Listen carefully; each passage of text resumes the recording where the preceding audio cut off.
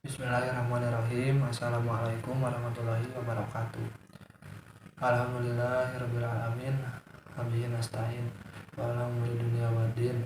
Wassalatu wassalamu ala asyrofil anbiya'i wal mursalin wa ala alihi washabihi ajmain. Amma ba'du.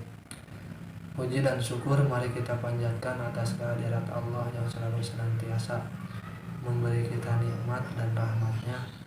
Salawat serta salam semoga tercurah limpahkan kepada baginda alam, yakni Kanjeng Nabi Muhammad SAW, dan tak lupa kepada dosen pengampu mata kuliah ini, yaitu Ibu Anissa Nursalam SEME. Saya juga mengucapkan banyak terima kasih kepadanya atas selama ini dan atas kesempatannya dalam tugas kali ini. Sebelum masuk ke pemaparan materi, perkenalkan, nama saya Afrizal Ahmadi Baswara. Dalam video kali ini saya akan sedikit menjelaskan atau membahas salah satu bentuk masalah sosial yang terjadi di Indonesia. Bahkan tidak hanya di Indonesia saja, melainkan di negara-negara berkembang juga masih ada permasalahan yang satu ini, yaitu ketimpangan sosial atau yang bisa disebut juga dengan kemiskinan. Nah, sebelum kita masuk ke pembahasan yang lebih dalam, apa sih yang dimaksud dengan kemiskinan itu? Sebenarnya banyak para ahli mendefinisikan tentang kemiskinan. Salah satunya menurut Kuncoro, kemiskinan itu ketidakmampuan untuk memenuhi standar hidup minimum. Dan hidup minimum itu ya sandang, pangan, papan. Kemudian menurut pendapatnya Baswedan Sumodiningrat, ada dua dari bentuk kemiskinan. Ada kemiskinan absolut, yaitu kemiskinan ini bisa dikatakan dengan keadaan di mana orang-orang itu tidak bisa memenuhi standar hidup minimum. Dan standar hidup minimum ini berlaku di semua masyarakat, atau di semua wilayahnya, yang artinya dimanapun, sepanjang apapun dia tidak memenuhi standar hidup minimumnya itu, nah itu disebut kemiskinan absolut. Dan kemiskinan ini standarnya berlaku dimanapun sama. Yang kedua ada kemiskinan relatif. Kemiskinan relatif itu kemiskinan yang di setiap daerahnya itu mempunyai standar yang berbeda-beda. Artinya bahwa kemiskinan di suatu tempat belum tentu pada kondisi yang sama juga menjadi miskin di tempat yang lainnya. Jadi kemiskinan relatif itu mempunyai standar kemiskinan yang berbeda-beda. Untuk kasus di Indonesia itu sendiri, kemiskinan juga menjadi salah satu masalah yang harus diatasi. Berdasarkan BPS tahun 2005 ada 35,10 juta penduduk miskin. Kemudian data tahun 2006 menjadi 39,5 juta. Artinya jumlah penduduk miskin bertambah 3,95 juta. Pada tahun 2007 tercatat 37,17 juta orang. Dibandingkan tahun 2006, penduduk miskin turun sebesar 2,13 juta. Dan data terakhir tanggal 15 Juli tahun 2021, BPS itu merilis bahwa untuk Maret tahun 2021 itu ada 10,14% atau sebanyak 27,54 juta jiwa penduduk Indonesia dalam status kemiskinan. Selain itu ada berbagai program-program pengentasan kemiskinan yang telah diupayakan untuk menanggulangi kemiskinan. Nah, kalau kita bicara tentang dunia, untuk tahu seberapa jauh ketimpangan sosial yang ada di dunia ini, saya mau ngasih tunjuk penelitian dari Oxfam yang bilang kalau 1% orang terkaya di dunia ini menguasai 2/3 dari kekayaan secara global.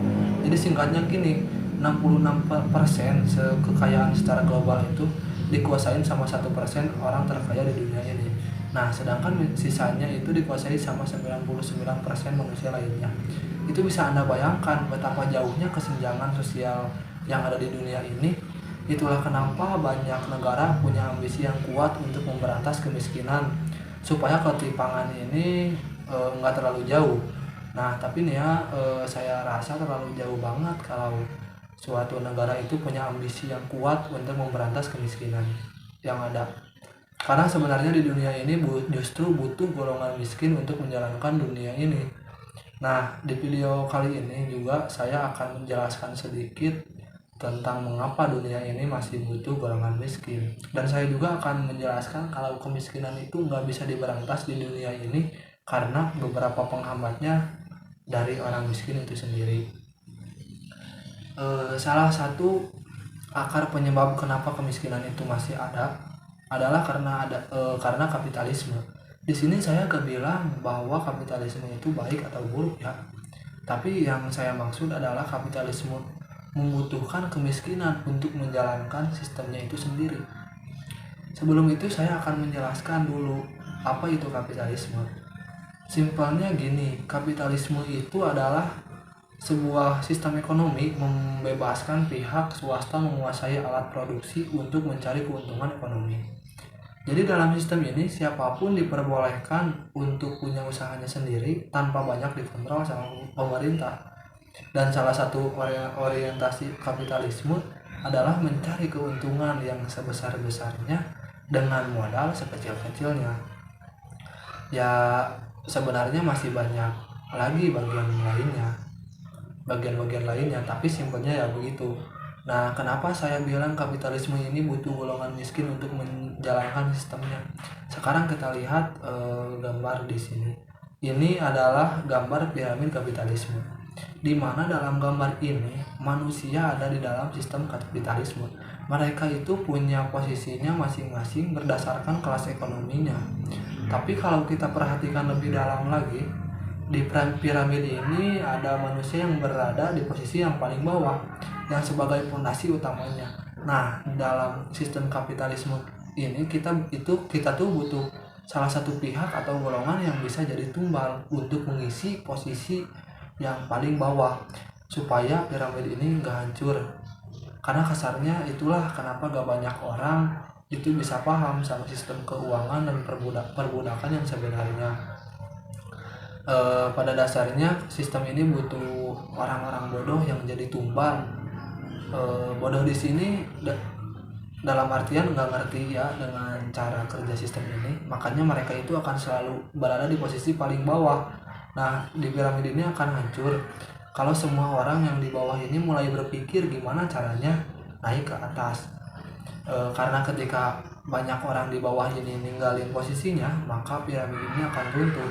Makanya akan ada banyak tantangan bagi orang-orang kalangan bawah ini untuk naik ke atas.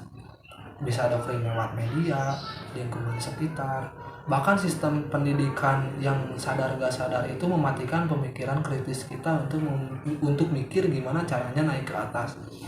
Intinya di dalam sistem kapitalisme ini kita tuh butuh orang-orang kalangan bawah untuk jadi fondasi menjalankan sistem ini. Simpelnya gini deh. Kapitalisme itu kan sistem ekonomi yang membebaskan siapapun menguasai alat produksi, alias siapapun itu bebas untuk bangun usaha. Nah, ketika seseorang itu membuat usahanya sendiri, dia itu pasti butuh kan yang namanya buruh atau pekerja. Nah, kalau semisal nggak ada lagi orang miskin dan semua manusia hidup sejahtera, nggak akan ada lagi manusia yang mempunyai mental pekerja. Karena ketika seseorang itu bekerja, pasti kan tujuan utamanya itu cari uang, untuk mencari uang, untuk memenuhi kebutuhannya. Semisalnya semua orang sejahtera tanpa kekurangan, nggak akan ada lagi yang mau jadi pekerja, karena buat apa lagi ya kan? Nah, kalau semisal nggak ada lagi pekerja, ini tuh dampaknya bisa ke seluruh umat manusia. Karena ketika udah nggak ada lagi manusia mentalitas pekerja, alhasil perusahaan-perusahaan pada tutup dan otomatis barang-barang yang menjadi kebutuhan kita sehari-hari ini pun terhambat karena produksinya berhenti. Itulah kenapa kalangan miskin ini selalu dijaga untuk tetap pada posisinya, supaya tetap ada manusia yang mau melakukan pekerjaan itu. Karena kalau misalkan semua orang sejahtera, siapa lagi yang mau jadi supir, terus siapa lagi yang mau nyapu sama ngepel lantai. Makanya kita masih butuh, bahkan selalu butuh kalangan ekonomi bawah. Ini saya bukan menjelekan profesi ya, tapi ini sebagai gambaran kalau kita itu membutuhkan manusia-manusia yang mau melakukan pekerjaan tersebut untuk mendapatkan uang. Sebenarnya ini bisa dibilang sisi jahat dari kapitalisme, di mana sistem ini selalu butuh kalangan bawah untuk melakukan pekerjaan-pekerjaan upah rendah. Tapi ya itulah cara kerja kapitalisme. Justru ketika nggak ada orang-orang kalangan bawah lagi, dunia ini akan berantakan dan nggak berjalan sebagaimana mestinya. Mungkin ini jadi suatu pertanyaan yang menarik ya, kalau dunia ini adil, tapi bisa gak sih semua orang jadi kaya?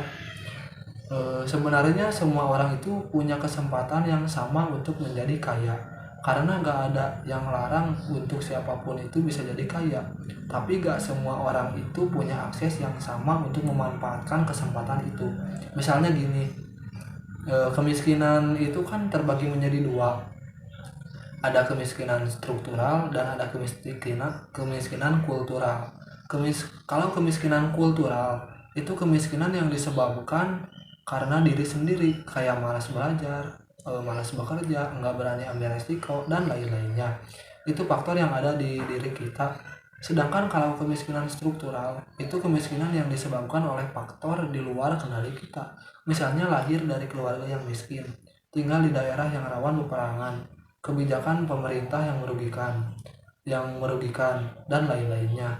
Nah, kalau kemiskinan kultural mungkin masih bisa lah ya, tapi anak yang lahir dengan kemiskinan struktural, mereka itu tidak mempunyai akses untuk memanfaatkan kesempatan untuk jadi kaya, walaupun mereka sah-sah aja untuk menjadi kaya. Coba bayangkan anak-anak yang lahir di negara Timur Tengah yang rentan sama peperangan, walaupun dia sama aja punya kesempatan untuk menjadi kaya, tapi kan akses dia untuk memanfaatkan kesempatan itu dibatasin sama negaranya sendiri. Begitupun dari segi kultural, walaupun mereka juga punya kesempatan yang sama untuk jadi kaya, tapi ada faktor-faktor lain yang membatasi dirinya sekalipun itu dalam kendali mereka. Misalnya, walaupun kita tahu kalau salah satu faktor untuk jadi kaya itu adalah kerja keras, tapi kan gak semua orang itu punya etos kerja yang tinggi. Selain itu juga dari cara pandang dan persepsi seorang ketika memandang kekayaan, adalah orang yang lebih memilih slow living daripada ambisius mengejar kekayaan. Walaupun kalau dia dikasih kekayaan ya pasti mau. Itu biasanya antara mental dia mau yang seimbang sama kebahagiaan, dia nggak mau keluar banyak waktu untuk pekerjaan, atau memang ada tujuan lain daripada mengeluarkan tenaga dan waktunya untuk kejar kekayaan. Makanya kenapa nggak semua orang bisa jadi kaya, karena akan ada batasan-batasan bagi tiap individu. Untuk kita tuh nggak akan bisa menyamaratakan kondisi ekonomi kita. Alhasil kita tuh punya cara pandang dan cara pikir yang berbeda terhadap kekayaan. Walaupun kita tarik garis besarnya, semua orang pasti mau menjadi kaya. Nah, selain itu nih, kaya itu bukan tentang nominal, tapi perbandingan. Seseorang bisa dikatakan kaya ketika harta yang dia punya itu lebih tinggi dari mayoritas manusia di sekitarnya. Sekarang, kalau misal semua orang di dunia ini jadi miliarder, istilah kaya itu hanyalah ilusi. Karena kalau ingin kaya di antara miliarder, ya harus jadi triliuner. Walaupun kita udah lihat kalau enggak semua orang itu bisa jadi kaya, alias pasti ada golongan orang miskin, tapi bukan berarti masalah ketimpangan sosial yang ekstrim ini menjadi fenomena yang harus dibiarkan begitu saja. Karena ketimpangan sosial yang terlalu parah itu justru bisa menyebabkan eksploitasi golongan atas ke golongan bawah, yang menciptakan kesengsaraan untuk pihak di bawah. Jadi yang dilakukan pemerintah itu bukan menghapus kemiskinan, tapi mengecilkan gap kesenjangan sosial dan meningkatkan standar dari golongan miskin itu sendiri. Misal yang tadinya pendapatannya 300.000 jadi 500.000, ya ini misalnya aja ya, karena mau ambisi gimana pun untuk menghapus kemiskinan, kita itu tetap butuh golongan miskin. Nah sekarang kan permasalahannya, kita mau di golongan mana, apakah mau jadi bagian minoritas yang jadi kalangan atas atau menjadi golongan bawah. Mungkin kedengarannya agak kasar ya kalau dunia ini butuh golongan miskin, tapi ya itulah faktanya, kekayaan itu bukanlah sekadar nominal tapi juga perbandingan. Justru orang kaya itu ada karena adanya orang miskin. Dan nggak bisa kita pungkiri juga kalau orang kaya itu butuh tenaga orang-orang miskin ini untuk pekerjaannya.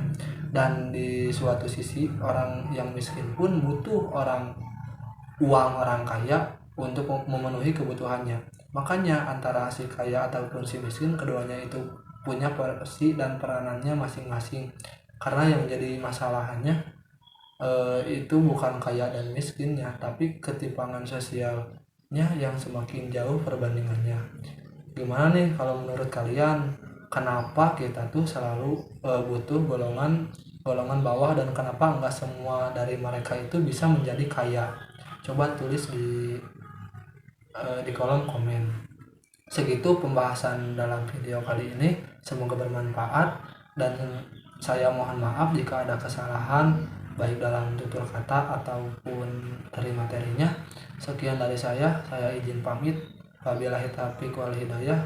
Wassalamualaikum warahmatullahi wabarakatuh.